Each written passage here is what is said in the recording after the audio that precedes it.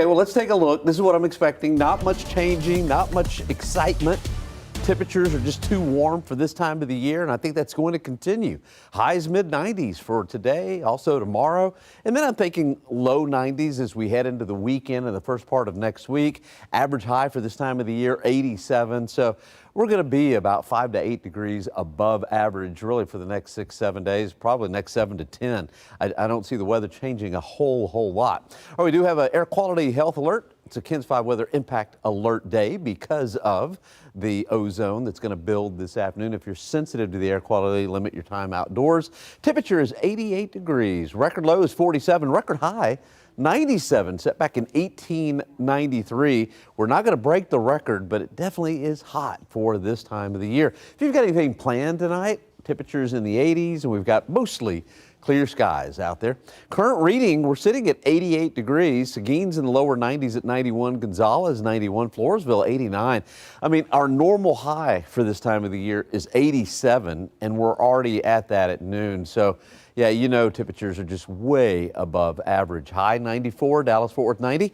Really warm through the plain states here. If you want to cool off, need to go to New England. New England up around Buffalo, lower 60s for high, around 70 for high, out around Washington, D.C., and also New York.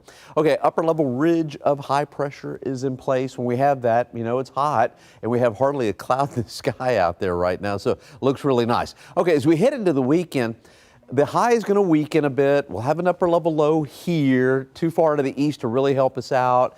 Maybe a little increase in moisture along the coastal section. So along the coastal sections right into the early part of next week, perhaps an isolated shower. And next week, with the ridge being weak, I can't rule out an isolated shower here or there. I just don't think it's going to amount to much in the rain gauge. And I don't see many changes until we get closer to the middle of October.